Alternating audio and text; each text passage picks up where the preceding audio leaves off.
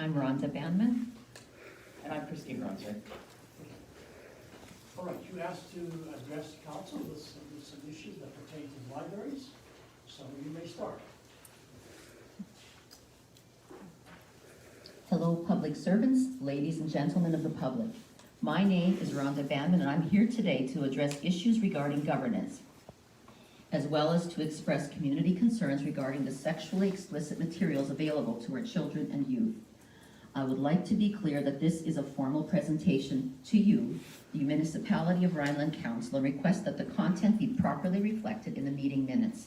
I will provide you with a copy of the communication for action, the 2023 draft budget, as well as the same booklet that was given to the South Central Regional Library Board.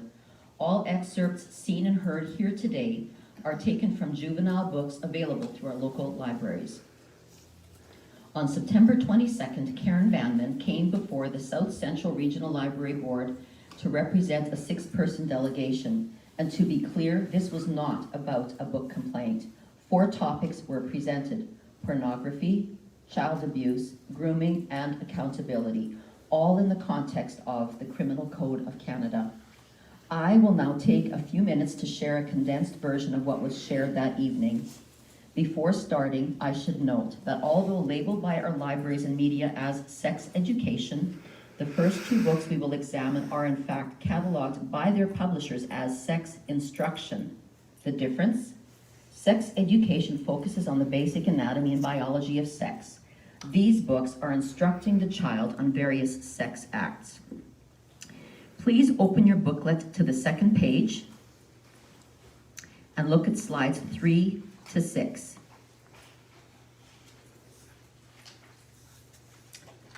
These cartoon-style drawings are from 2 books, It's Perfectly Normal and Sex is a Funny Word.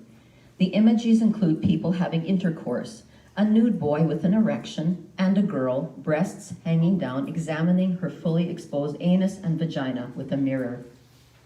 Slide 5 shows a comic book style story of a girl masturbating and achieving climax in a tub. Slide 6, a collage of images of adult and child anuses, vaginas, bums, breasts, and penises. Please turn the book 2 more pages to slide 12.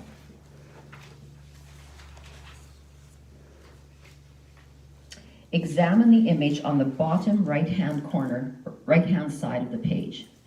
There is a large yellow arrow pointing to it. Remember, this is a book cataloged as sex instruction for children. Now ask yourself, why expose a child to the image of a naked adult male in a kneeling position with his belly hanging above exposed genitalia? Drawings may be less alarming to adults than photographs of children masturbating or standing in the nude with an erection or close-ups of their sexual organs. However, pornography is not defined only as pictures, but also as drawings or visual representations. Please turn with me to the 1st page in your booklet, and let's look at slide 1.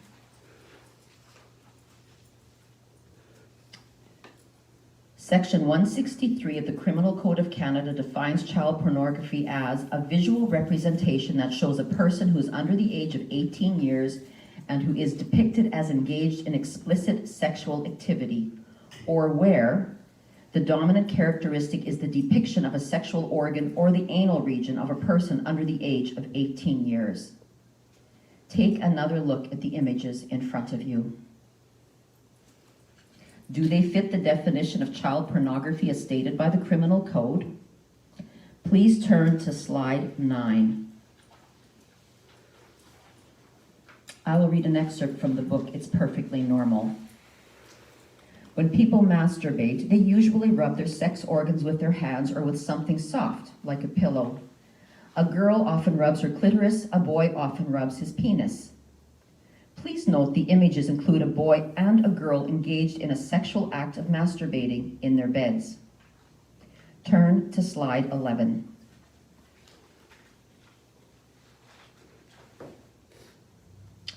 When a person puts his or her mouth on a female's vulva or on a male's penis, this is called oral sex.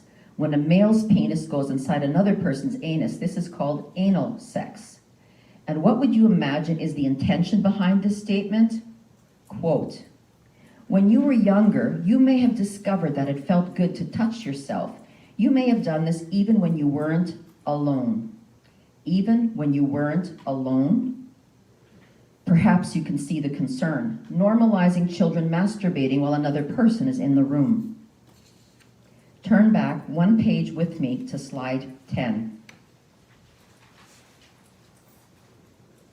Section 152 of the Criminal Code, titled Invitation to Sexual Touching, states, "Every person who counsels or incites a person to touch with a part of the body or with an object, the body of any person under the age of 16 years is guilty of an indictable offense." Is there enough information, enough instruction on these pages to counsel children to perform these acts of sexual touching? I believe there is. Please look at slide 13. The memoir, All Boys Aren't Blue, is the book that everyone seems to avoid discussing in public. This book marks a trend in the highly graphic and sexualized content written for teens. The narrator in the following conversation is a 10-year-old boy, page 206. "You were much taller than me, probably by about a good foot. You told me to take off my pajama pants, which I did. You then took off your shorts, followed by your boxers. You stood there, fully erect, and said, 'Taste it.' At first, I laughed and refused. But then you said, 'Come on, Matt, taste it.' This is what boys like us do when we like each other. I finally listened to you."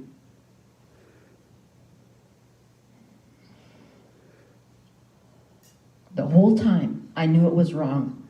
Not because I was having sexual intercourse with a guy, but that you were my family. You can read with me on the same slide that Section 163 of the Criminal Code of Canada also defines child pornography as any written material whose dominant characteristic is the description of sexual activity with a person under the age of 18 years or the written depiction of underage individuals engaged in explicit sexual behavior. Section 152 of the Criminal Code also clarifies that children of any age who commit a sex act with another child under the age of 16 have committed a crime in Canada. Slides 13 and 14 contain 4 excerpts of this memoir, all which fit the description of written child pornography. I will draw your attention to one more aspect of this book. As an adult, the author, George Johnson, justifies and sometimes celebrates what happened to him as a child. He insinuates that these sex crimes were his handbook, his crash course to learning sexuality as a queer boy. This message to our youth is deeply concerning. Consider for a moment what position the library board has put themselves in by having and distributing this material. Please turn to slide 15. The Criminal Code states this: every person who makes available or distributes any child pornography is guilty of distribution. Over 100 members of the public signed their names as they entered the room to hear what the delegation had to say on September 22nd. When the back of the room was full to capacity, the public who could not enter remained in the hallway and the main entrance, and those under 18 stayed outside. And after discussing the South Central Regional Library Board's decision to, 1, provide no response to the delegation's primary request, 2, to state that the delegation would not be permitted to make a presentation at the November 17 Library Board meeting, and 3, without further discussion, to close the issue. The offices of the Minister of Culture and Heritage, Volunteer Manitoba, and the Ministry of Municipal Relations have all directed that we come to you, our municipality of Rhineland Council. Today, nearly 1,000 people of the South Central Regional Library communities have signed a petition to put a policy in place to keep sexually explicit books for our kids out of our libraries. This issue is clearly not closed. Over 1 million tax dollars are used each year to fund the South Central Regional Libraries. You provide the initial $79,836.68 of funding from our municipality of Rhineland tax dollars, which is only later subsidized by government monies. We, the public, elected and trust you, the councilmen and women, to represent us. You are the stewards of the taxes collected on our behalf. We expect fiscal responsibility, good management, and integrity. So the question we are asking is, why would you, the municipality of Rhineland Council, continue to provide funding to the South Central Regional Library if they have been made aware of and have chosen to keep materials on their shelves that contain child pornography, teach sexual touching to minors, and open up our children to sexual grooming and illegal sexual activity, all of which are a violation of the Criminal Code of Canada. You should have one council member in this room who represents you on the South Central Regional Library Board. These library board members are appointed representatives and must speak on behalf of you, the municipality of Rhineland as a whole, and on behalf of our community. If I have inspired one or two councilmen or women in this room, my suggestion is, at the very least, to pass a resolution to approach the library board to ascertain a policy wherein these children's books and any children's books or age 0 to 17 books that contain pornography, teach sexual touching, or could be used for grooming purposes are removed from all South Central Regional Libraries. And if the South Central Regional Library continues to engage in the illegal act of making pornography and sexually explicit materials available to minors, on behalf of the delegation and concerned community members, we, the public, insist that our tax funding be withheld. Thank you. Thank you. Thank you for coming. As a council, we will take your advisement, and at some point, the council will respond. I have a question, sorry. I have a question about procedure. Would that be in camera, or when would this deliberation occur? That has not been set up yet. Right. No. These kind of deliberations would probably most likely not be in camera. Right, because it is a public issue. Thank you. Okay.